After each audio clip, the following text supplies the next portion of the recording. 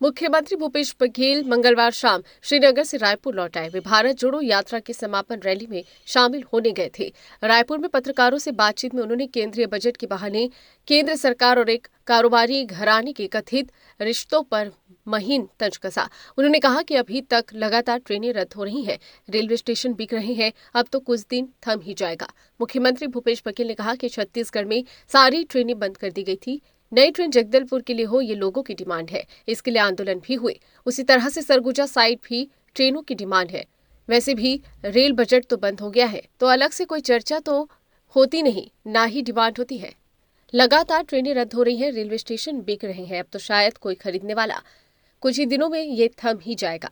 छत्तीसगढ़ के लिए जो हम लोगों ने डिमांड किया है, कोयले की रॉयल्टी का जो पैसा है, हमारे जीएसटी का पैसा है, सेंट्रल एक्साइज का पैसा है, वो हमको दे दें। 2014 के बाद से कोयले की रॉयल्टी नहीं बढ़ी है। हर 3 साल में उसे बढ़ाने की बात कही गई थी, लेकिन उसके बाद से उसमें कोई इजाफा नहीं हुआ। देखिए, आर्थिक समीक्षा मैं देख नहीं पाया हूँ, अभी तो आया हूँ। दूसरी बात यह है कि छत्तीसगढ़ में सारी ट्रेनें बंद कर दी गई थी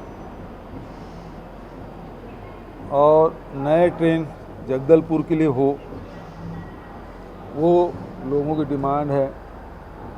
आंदोलन भी हुए और उसी प्रकार से हमारे सरगुजा साइड भी ट्रेनें की डिमांड है, उसे वो हो जाए।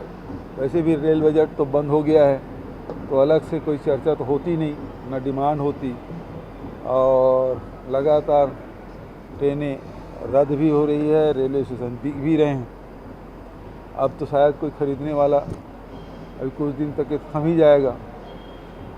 लेकिन जो नगरनार जैसे स्टील प्लांट है वो न बिके। हम लोगों तो विधानसभा में पारित भी किया कि इसे हमको दे दे, राज्य सरकार को दे दे, हम लोग चलाएं।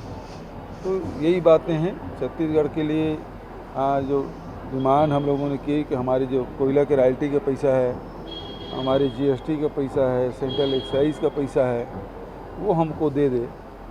और कोयला की रॉयल्टी 2014 के बाद से बढ़ा नहीं है, जबकि हर 3 साल में उसे बढ़ाने की बात कही गई थी जब नई नीति लाई गई, और उसके बाद से आज तक कोयले के रेट में कोई इजाफा नहीं हुआ।